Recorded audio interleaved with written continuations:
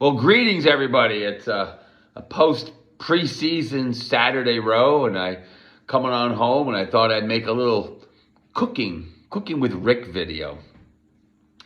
And I thought, well, what should I make? Well, on a day like today, the best dish you could make would be gumbo.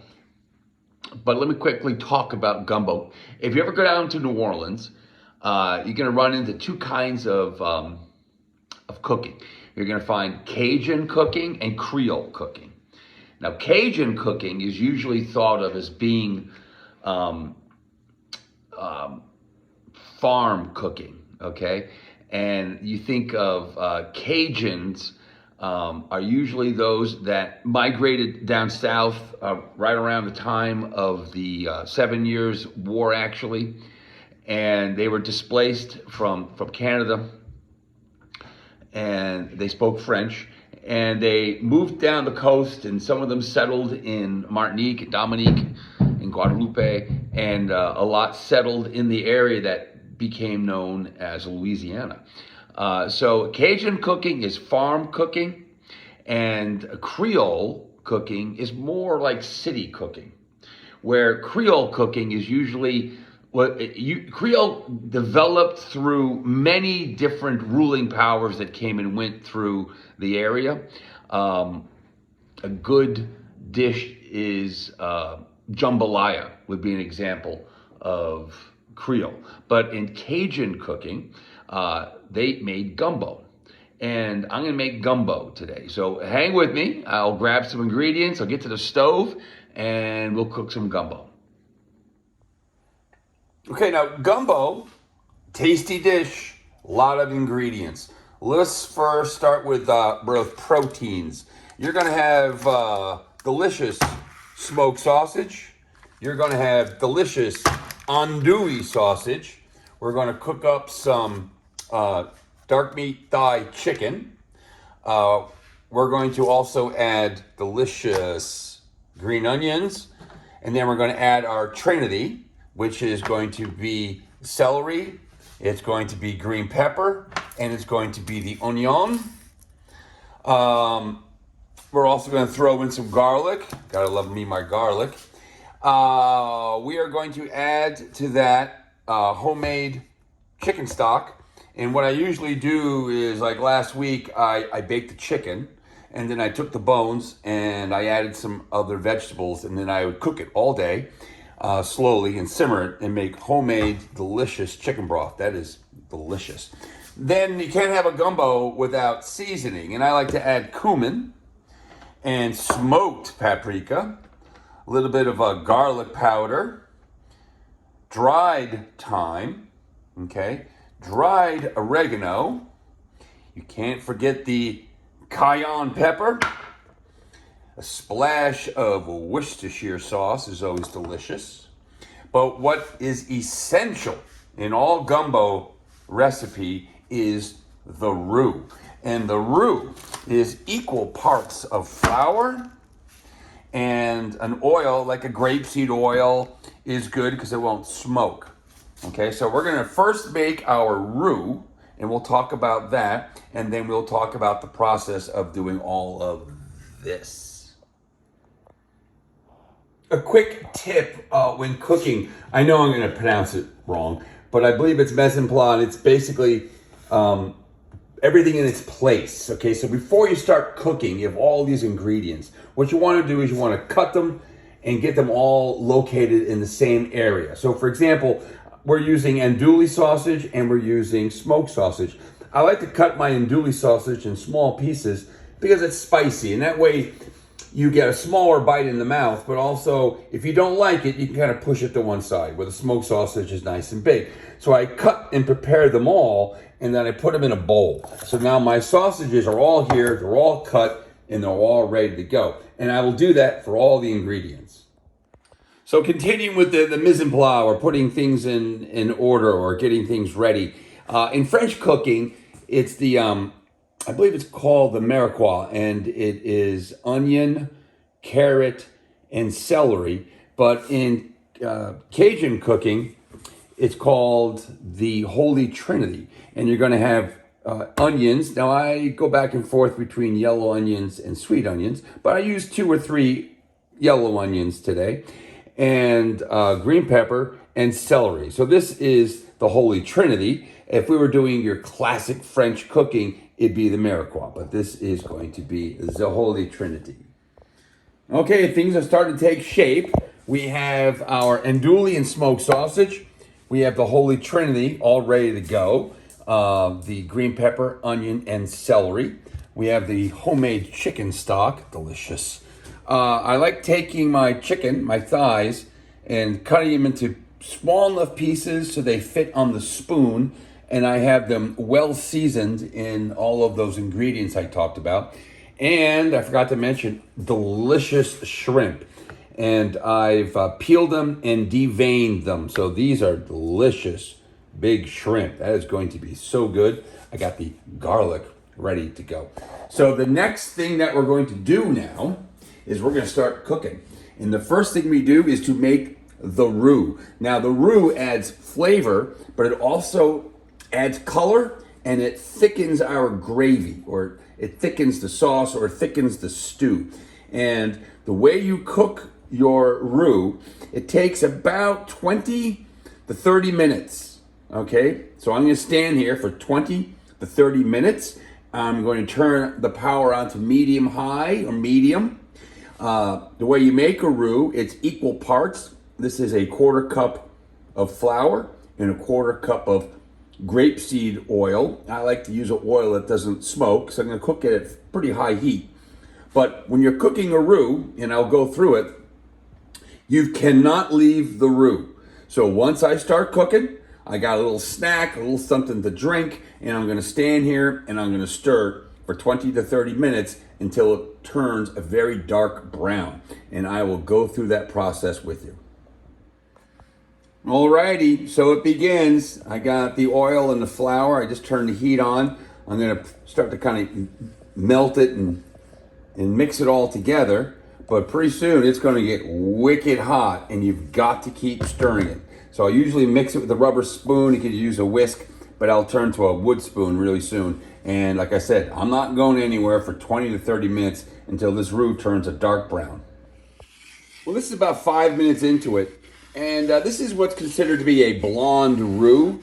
And if you are making another New Orleans dish, an etouffee, this would be completely acceptable to use in that dish. This would give you a nice thickening quality.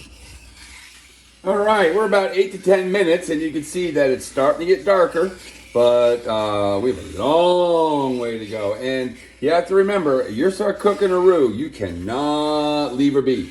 You gotta stand here, you gotta continually stir it. Because if it burns, you gotta throw it out and start all over again. JJ, calm down.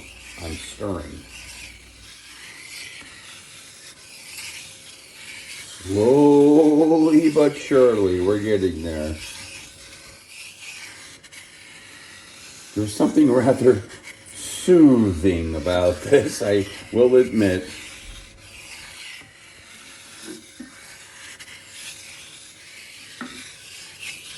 We're getting there.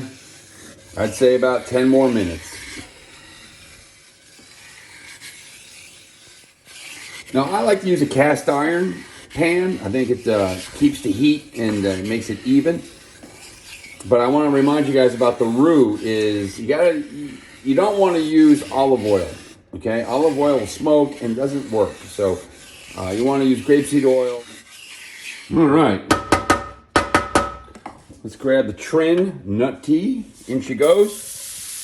You can see how hot that is. Now we're going to cook that down for about, I would say, 10 minutes. I forgot to mention, as I build the gumbo, I like to add additional seasoning as I go, rather than try to add everything at the last minute. Now that is why I have all my chicken pre-seasoned. I don't need to pre-season the sausage. I might add a little salt and pepper to the shrimp. But I think it's very important to add all of the seasonings that you're going to be using in the dish to the vegetables as they cook. I think it gives you more control of the flavor. All right, looking good. So I'm going to let this cook for, again, about 10, maybe 15 minutes. But while I'm doing this, I like to take my sausage and get it cooking so that I can have that ready to go. And I can also pour off the fat before I add it to the dish. So when you're cooking a gumbo, you want to have a good proportionate of ingredients. You can see here that this was like 3 onions and 2 green peppers. And this might be a little too much. And if it is, I can reduce it when I add it to the pot. But you can see the proportionate that I have of all my ingredients. You know, this is about 4 chicken thighs. This is half of andouille and half of a smoked sausage. And that's about 2 handfuls of delicious shrimp. So everything's in pretty equal proportionates. I would say a quarter of each ingredient. Okay, next I like to throw in the sausage, and I like to brown it. I like my sausages to be a bit brown. It makes it look nicer in the dish, and I think it gives it added flavor. So let the Trinity slowly cook down, but you gotta keep stirring it. You don't want it to burn. And over on the sausages, I like again just to get a good color on them. But the reason why I do that as well is I don't like to cook them in the pot, because it tends to add too much grease to the dish. So that's why I cook my sausages separately.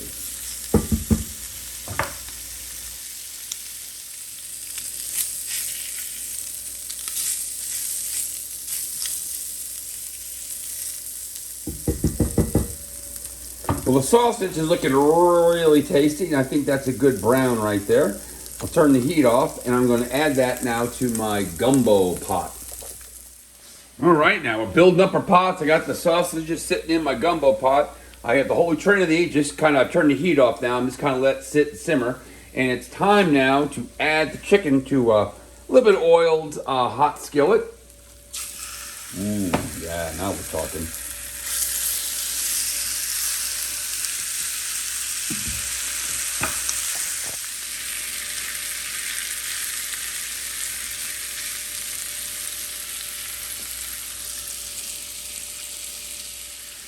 Now, when it comes to browning, you probably should not cook so much chicken at one time. It tends to steam it more than brown it. But, you know, it's okay for now. I'm getting a little bit of color on the chicken. And I'm about to add my garlic. But one thing I want to say before I add the garlic is, when you add garlic to a dish, the moment you smell the garlic, it is time to take the food off the heat and add it to your dish. So the garlic is cooked the moment that you smell it, and that's really important. So I'm going to actually crush some garlic, put it in the chicken, and when I smell it, I'm going to add it to my sausage. All right, we're starting to get places here. I got the chicken, the andouille sausage, and the smoked sausage all in my gumbo pot. A nice, heavy cast iron pot.